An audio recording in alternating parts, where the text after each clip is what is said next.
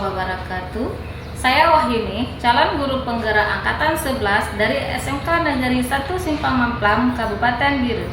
Pada kesempatan ini, saya akan melaksanakan tugas demonstrasi konseptual modul 3.1 pengambilan keputusan berbasis nilai-nilai kebajikan universal sebagai pemimpin, dengan tujuan untuk dapat melakukan suatu analisis atas penerapan proses pengambilan keputusan berdasarkan pengetahuan yang sudah saya pelajari tentang paradigma, prinsip pengambilan, dan pengujian keputusan di dua sekolah, yaitu di SMK Negeri 1 Simpang Mamplang dan di SMK Swasta Harapan Umat Kecamatan Simpang Mamplang.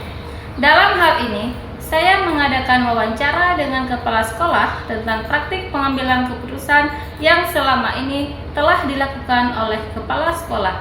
Hasil wawancara ini akan saya jadikan sebagai sebuah refleksi atas praktik pengambilan keputusan dilema etika yang telah dijalankan oleh kepala sekolah.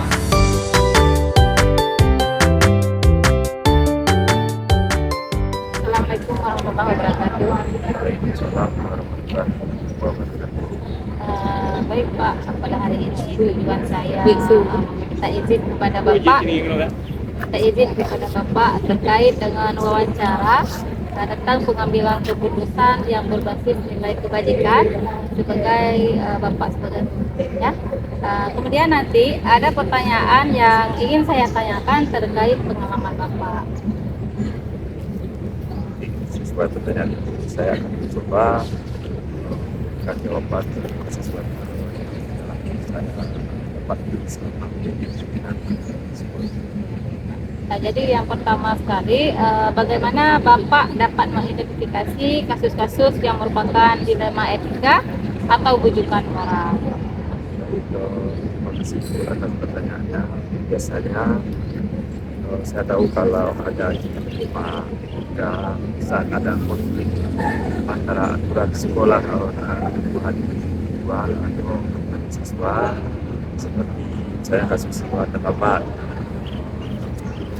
niat ini tetap masuk sekolah. Terlambat Pak ya? Ya, siswa terlambat tapi niat itu tetap masuk sekolah. Atau bisa juga siswa berkelahi karena hal sepele dan lain sebagainya, misalnya berkelahi dalam kelas, misalnya hal sepele, padahal kadang-kadang itu ada di kelas, tapi itu jadi berkelahi, itu juga salah satu masalah. Nah baik, dari masalah siswa terlambat tadi kemudian berkelahi Pak ya, bagaimana cara Bapak mengambil keputusan di sekolah, terutama dengan kasus yang Bapak sebutkan tadi, di mana ada dua kepentingan Pak ya, antara sama-sama benar dan juga sama-sama mengandung nilai kebajikan. Dan di sekolah kan ada menyelesaikan masalah. Jadi biasanya saya mengajak beberapa orang dari tim yang telah kita bentuk untuk berdiskusi terkait masalah yang muncul tadi, dan mempertimbangkan semua sisi. Setelah kita dampaknya sebelum memutuskan, kita berdiskusi dulu dalam memutuskan dampaknya apa. Jadi kami berusaha mencapai kesepakatan bersama itu yang seadil-adilnya untuk semua, siswa yang berkelahi atau yang terlambat. Dan kita mengambil keputusan setelah berdiskusi bersama tadi, kita ambil keputusan selanjutnya tidak perlu ada yang Jadi pengambilan keputusan Bapak tadi, Bapak berkoordinasi dengan tim, ya, di mana di situ berkolaborasi yang intinya tidak merugikan si pihak si anak itu, Pak ya? ya. Baik. Kemudian yang selanjutnya Pak, langkah-langkah atau prosedur seperti apa yang biasa Bapak lakukan? Sesuai yang pernah pengalaman saya, ya sesuai dengan saya, dan sebetulnya kan masalah itu kita harus yang pertama kita membutuhkan informasi kita seperti langkah-langkah penelitiannya, kita pernah mengalami dan kita kumpulkan informasi, kemudian kita identifikasi nilai-nilai yang bertentangan, mungkin dengan aturan sekolah kita kan, kita baik di masyarakat sebagainya, ada norma-norma yang berlaku lah. Kita identifikasi, kemudian kita pertimbangkan dampak keputusan sekolah satu orang kepada Pak. Kita akan kita memikirkan sematang-matangnya dari seperti yang telah kita mulai tadi, seadil-adilnya kan. Kemudian seperti yang sudah sampaikan tadi, kita diskusi juga dengan tim. Kita tadi pertama kumpulkan informasi identitas, kemudian kita pertimbangkan dampaknya, kemudian diskusi dengan tim untuk ambil keputusan berdasarkan analisa tersebut. Nah, kemudian kita buat rencana untuk melaksanakan bisa buat rencana untuk melaksanakan setelah keputusan itu kita harus laksanakan rencananya kapan, kan ada jadwal. Baik Pak, jadi dari pengambilan keputusan ini berarti yang ingin saya tanyakan lagi, hal-hal apa saja yang Bapak anggap efektif dalam pengambilan keputusan pada kasus siswa kita? Jadi hal-hal yang paling penting adalah kita dan setelah kita melibatkan beberapa orang dalam proses pengambilan keputusan. Dari awal dan kita mengatakan itu tim ya, jadi kita melibatkan beberapa orang dalam proses pengambilan keputusan, berkomunikasi dengan jelas, dan transparan dalam membuat keputusan. Kemudian kita juga mengikuti prosedur yang sudah ada. Kita kan misalnya kita di sekolah kita kan sudah ada prosedurnya. Kita harus mengacu ke prosedur yang sudah ada. Kemudian dan keputusan itu harus sesuai dengan prinsip aturan di sekolah dan etika yang berkemanusiaan atau yang etika yang kemanusiaan. Tidak ada pihak ya. Jadi tentang hal-hal yang tadi yang Bapak sebutkan, kira-kira ada tidak hambatannya atau tantangannya, itu bagaimana Bapak? Tentunya setiap kita mengambil tantangan pasti ada godaan. Ya. Tapi tantangannya itu termasuk konflik kepentingan antara kedua pihak yang terlibat. Nah, kadang-kadang kan dia ada perbedaan macam lah kan, misalnya seperti masalah tekanan dari luar dan ketidakpastian dalam keputusan yang tepat. Nah, kadang-kadang sulit untuk membuat keputusan yang tepat karena mungkin ya tidak semua kadang-kadang menerima itu juga tantangan manusia. Setelah kita berdiskusi tadi itu sudah kita putuskan, kadang-kadang ada pihak yang tidak menerima, pasti ada bertolak belakang. Nah, itu memang lainnya, Pak, ya. Nah, tapi kita menyelesaikan masalah kan sesuai dengan masalah itu memang sudah rahasia bulan memang tak ada tantangan. Jadi Pak, untuk selanjutnya apakah Bapak memiliki sebuah katakanlah atau ada jadwal tertentu misalkan dalam pengambilan keputusan tentang dilema etika Pak ya? Apakah Bapak atau langsung menyelesaikannya di tempat atau sudah ada jadwal khusus dalam penyelesaiannya? Dia prosedurnya itu bagaimana? Karena ini kan kadang-kadang kan permasalahannya tiba-tiba kita punya jadwal khusus, jadwal khusus. Tapi kita kan selaku pimpinan kepala sekolah tentu kan berusaha setiap terjadi permasalahan secepat mungkin kita ambil keputusan, kita memastikan semua langkah diambil dengan adil. Kita mengambil keputusan tidak terjadi, maka kita ketika telah terjadi permasalahan kita ambil langkah cepat. Berarti belum ada jadwal yang sudah terjadwalkan, belum ada Pak ya? Jadi biasanya saya membuat rencana dan memberikan tanggapan waktu untuk setiap langkah, tetapi tetap fleksibel ketika situasi berubah. Kadang-kadang situasi kita bisa berubah. Ya. Tergantung berarti antara kondisi di sekolah itu bagaimana Pak ya? Baik Bapak, kemudian kira-kira Bapak adakah seseorang atau ada tidak faktor-faktor apa yang selama ini mempermudah atau membantu Bapak dalam pengambilan keputusan keputusan tentang kasus yang siswa tadi berkelahi melakukan apa Pak? Nah, itu alhamdulillah ya, kita kan sudah punya tim yang kompak jadi dalam hubungan dan tim yang kompak dan memiliki pedoman etika yang jelas, jadi sangat penting. Kita punya pedoman yang jelas, itu sangat penting. Jadi ada pedomannya, ada faktor kita untuk mengambil keputusan, kemudian dari yang sulit. Terkadang saya juga melibatkan, misalnya kalau di Jampatan ada, misalnya kita kan ada konsultan dari luar misalnya kan, atau mediator, ada yang memediasi. Ya. Misalnya kita kan ada misalnya pihak dari luar yang bisa memposisi kita kan, mediator dari luar jika diperlukan. Jadi, memang nanti di sekolah kita membutuhkan mediator di luar, kita datangkan supaya nanti masalahnya juga tidak merembet yang lain. Berarti yang faktor terutamanya dari tim dalam ya, Pak ya. dalam. Kemudian kalau ketika belum bisa di sekolah itu berarti baru diundang dari faktor dari luar, mediator dari luar untuk menangani Pak ya. Ya, karena kita kan ada tim dari luar yang aktif. Memang kita berkolaborasi dengan stakeholder itu Bukan stakeholder. Nah Pak, untuk yang terakhir ini Pak ya, dari semua hal yang telah Bapak sampaikan, pembelajaran apa yang bisa Bapak petik ya dari pengalaman Bapak dalam pengambilan keputusan dilema etika? Pengalaman setelah kita tadi kan, kalau saya melihat bahwa sikap keterbukaan itu dan komunikasi itu sangat penting dalam pengambilan keputusan. Kita harus terbuka dan komunikasi dalam mengambil keputusan. Saya juga belajar bahwa penting untuk mempertimbangkan semua aspek.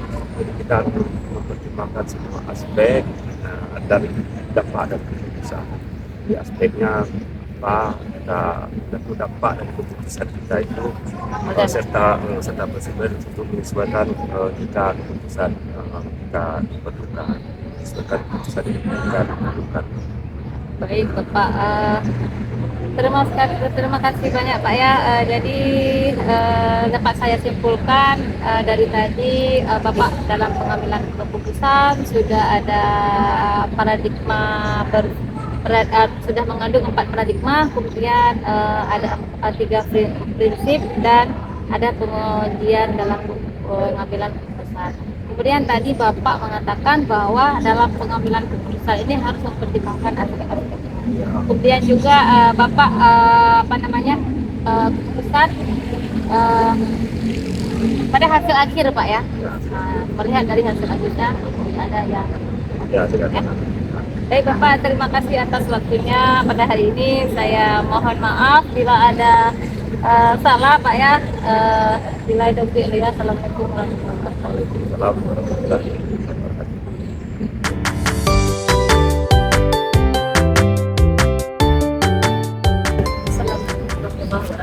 Waalaikumsalam warahmatullahi wabarakatuh. Baik, Bu Wahyu, baik dan semua Bu ya. Dalam acara jadi hari ini Pak, saya mendapatkan tugas demonstrasi kelas semua modul intensi 1 dalam pengambilan keputusan berbasis nilai kebajikan. Jadi tujuan saya di sini Pak meminta izin kepada Bapak terkait wawancara nanti untuk pengambilan keputusannya yang berbasis nilai kebajikan. Sebagai Bapak sebagai pemimpin, nanti ada beberapa pertanyaan Pak yang ingin saya tanyakan terkait dengan pengalaman Bapak.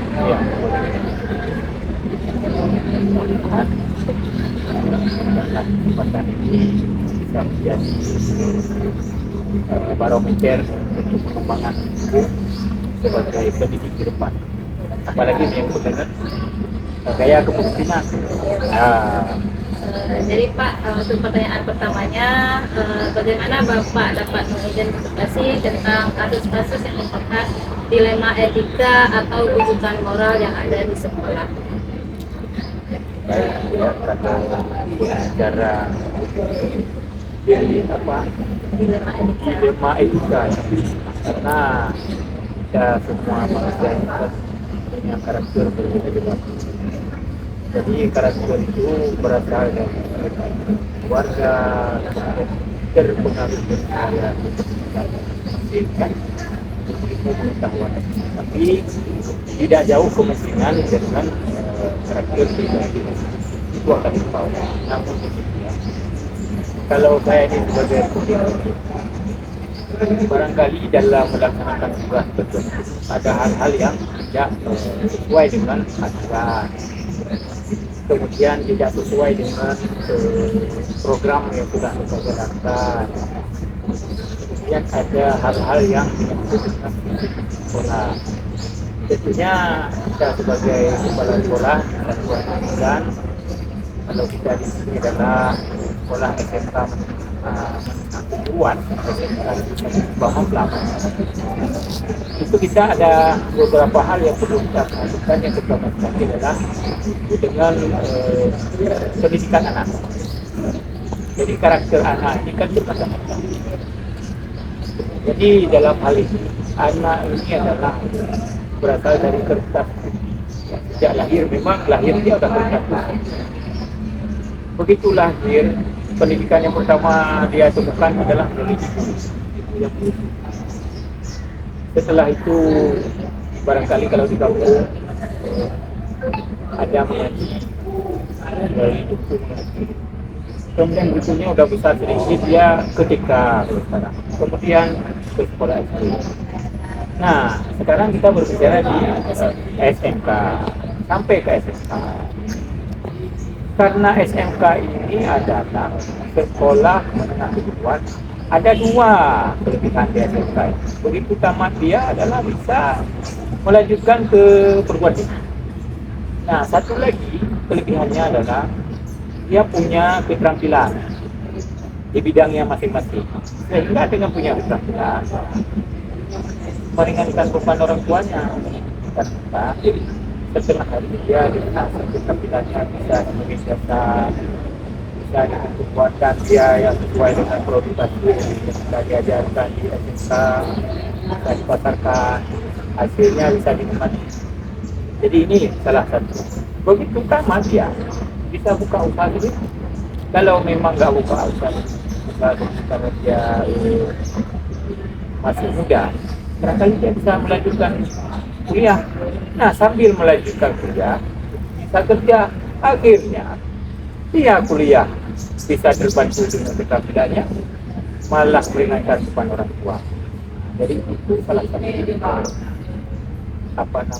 sesuai dengan karakter dan etika. Barangkali ini pun juga dilakukan adalah sikap, etika, kesantunan. Jadi kepala sekolah ini adalah dalam mengayomi, yang pertama sangat diperlukan adalah komunikasi. Komunikasi itu adalah salah satu kekuatan kita mengetahui seluruh kekurangan dan kelebihan saat kita jalankan program. Itulah bahwa apa kira-kira yang perlu kita jalankan untuk kita jalankan, apa misalnya yang kita jalankan ini ada hambatan, sama-sama kita melakukan hal-hal yang lebih baik bukan yang Berarti tentang kasus pendidikan karakter anak tadi Pak di sekolah, apakah anak ini berbuat tingkah onar atau bagaimana yang akhirnya guru-guru di sekolah ini menjadi dalam mengambil keputusan itu mengandung dilema etika antara benar dan salah. Ini kan seorang pendidik itu kan tidak hanya mengajar saja, tapi dia mengevaluasi, mengembangkan yang sudah bisa. Tentunya seorang guru ini harus melihat karakter si anak dalam ruangan itu berbeda, nggak sama. Karena pengaruh satu orang yang memang ada onaran. Jadi si guru ini harus mensiasati waktunya untuk dia didik langsung, atau kalau guru ada supervisi klinis. Tapi ini anak juga ada yang kita bimbing secara klinis juga. Jadi anak-anak ini barangkali kita harus jalani juga mereka ini. karena anak ini sesuai dengan kesempatan dia ada pengaruh. Dia dari rumah keluar jam 7 saya sudah keluar, atau jam 6.30 sudah keluar. Kenapa sampai ke sekolah jam 8 lewat dia belum sampai ke sekolah? Ini kita harus dalami apa penyebabnya. Dan saya sendiri sudah sadar. Berarti ketika kasus anak tadi kita sudah Bapak katakan sudah mendalami, kemudian langkah-langkah atau prosedur seperti apa yang biasa Bapak lakukan? Kita di sekolah kan ada kata tertib, Ya. ada jadwal. Kemudian jadwal dan kata tertib itu kita jalankan sesuai dengan informasi yang sudah kita tentukan di dalam kalangan situasi. Jadi sebagai contoh, misalnya kita bisa melihat ada anak-anak ini yang memang satu kelompok itu sering berapa. Ya ada berapa. Kalau saya selaku pimpinan, ini mengarahkan kepada guru, pertama dulu wali kelas, kemudian kalau kedapatan anak yang kedapatan ada motor itu setelah dibina oleh wali kelas langsung dibawa ke guru BP kita ya, pimpinan komisi. Setelah itu kebanyakan anak ada perubahan, tetapi wali kelas sudah beberapa panggil orang tua tidak ada perubahan, sehingga BP pun sudah berkali-kali meminta, akhirnya masuk ke waka ketuaan. Sampai ke waka ketuaan, buatlah perjanjian, ada buat pernyataan, bahwasanya tidak berangkat, ada beberapa itu. Teken dia, teken orang tua kandung, teken wali kelas, teken waka ketuaan, teken kepala sekolah. Nah, biasanya selama kita melaksanakan banyak yang berubah. Ya. Setelah Bapak katakan tadi ada beberapa langkah Pak ya. Kemudian hal apa saja yang selama ini Bapak anggap paling efektif dalam pengambilan keputusan pada kasus anak? Yang paling efektif kalau yang sudah saya alami selama ini adalah melibatkan berbagai orang dalam mengambil keputusan. Dalam hal ini adalah saya berkomunikasi dengan jelas dengan orang-orang yang saya percaya. Misalnya kan kita punya wakil ada 4. Kalau ini berbicara ketuaan, wakil yang ketuaan, kemudian punya usi. Nah, di situ baru saya memastikan dengan keputusan yang saya ambil adalah kita harus mengalir kepada kita kemudian. Ya, kalau tidak kita punya rasa kemanusiaan, maka kan susah juga karena kita manusia. Itu dah sebabnya kita dilema Pak ya. Dilema, jadi dilema kan. Baik Pak, kemudian dalam hal apa saja kira-kira Bapak selama ini ada tantangan ya dalam Bapak mengambil keputusan tentang kasus yang ada di sini? Banyak tantangan, tapi tantangan itu kan temporer. Jadi kan tantangan itu berada di saat ada anak sudah kita tutup itu pagar. Jadi rupanya ada juga anak yang lompat pagar. Jadi begitu anak yang lompat pagar ada kawannya. Kalau guru berkali tak sanggup karena dan over anaknya.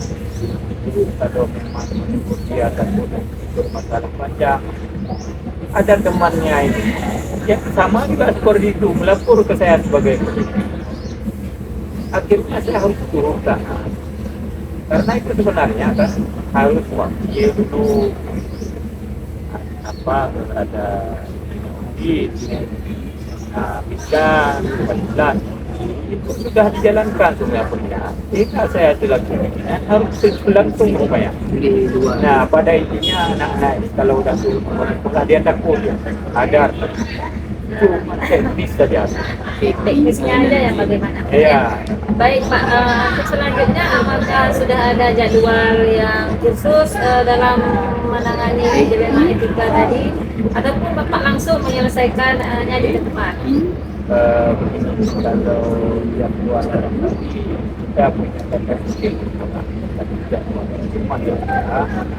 temporer kejadian itu karena itu yang keadaan yang datang sekolah alasan berkorban Ya. macam ada alasan. Iya, Pak, ya. Banyak. Contoh nggak pakai sepatu dia pakai sandal. Alasannya kan pakai kaki. Nah, kalau itu kita biarkan, dia di salah satu juga itu, nanti besok ada yang lain. Sehingga dari satu anak jadi 3, jadi 5, akhirnya banyak yang pakai sandal sekolah.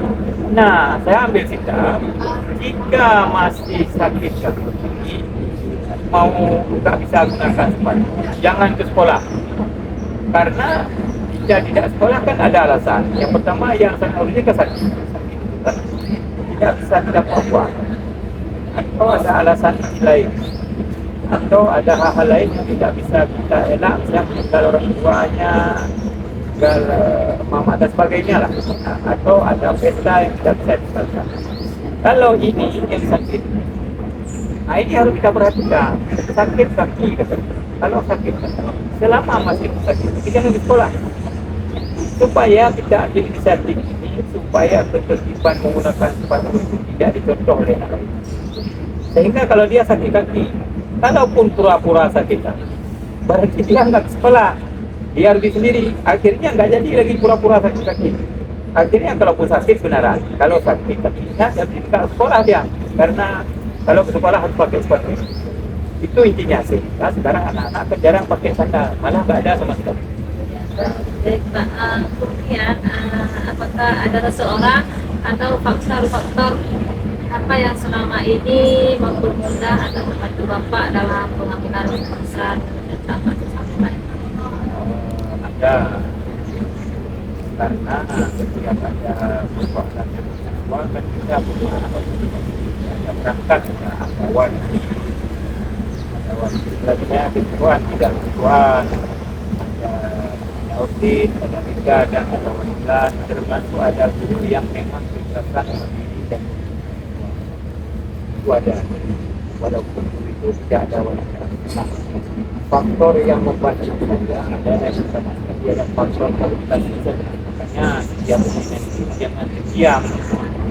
Langkah guru berjalan itu, gaya guru berjalan itu harus punya cermin. Ini ibu ini ada masalah. Apa resep kepala sekolah supaya masalah ini cair? Dengan cairnya masalah itu, sehingga ibu guru ini dalam memberi pelajaran ini sudah sempurna. Tapi kalau guru ini masih bermasalah dengan keluarga, dengan beban pikiran, sehingga materi yang disampaikan itu bisa pudar atau tidak kesampaian sesuai dengan kurikulum, apalagi sekarang. Jadi demikian. Berarti harus dikendalikan dengan emosional. Ya. Baik Pak, yang terakhir ini Pak, dari semua hal yang telah Bapak sampaikan tadi, pembelajaran apa yang bisa Bapak petik dari pengalaman Bapak dalam keputusan? Begini, satu, sabar. Karena kita ambil keputusan ini nggak selalu mulus. Iya Pak. Tidak semudah boleh kebenaran Pak ya. Tadi kan ada kan? Tadi di upacara dalam sabar itu tetap berikhtiar itu ada perubahan. Di dalam berikhtiar itu ada komunikasi yang sopan dengan warga sekolah, apalagi yang kita hadapi kan beda dengan ya. Baik Pak, setelah saya mendengar pengalaman Bapak tadi, saya bisa melihat dari kemampuan Bapak dalam menghadapi kasus. Bapak sudah menerapkan 4 paradigma ya Pak, kemudian ada 3 prinsip dan 9 pengujian dan pengambilan keputusan dengan komunikasi tadi Pak ya. Ya. Baik Pak, terima kasih sekali atas waktunya pada hari ini. Saya mohon maaf bila ada salah Bapak. Alhamdulillah di bawah ini selama ini menurut saya tidak ada salah-salah. Mudah-mudahan Ibu terus berjuang untuk kebaikan. Memang kita harus seperti itu. Untuk kebaikan ini memang Proses ya. dan apa kalau kita berusaha memberi perusahaan dengan menjadi saling hadir. Jadi demikian Bu, mohon maaf atas segala kekurangan. Kita berterima kasih. Puan ini sudah kita berbicara mengenai apa namanya Kasus penerima etika. kasus etika, mudah-mudahan ada perubahan. Ya, terima kasih. Assalamualaikum warahmatullahi wabarakatuh.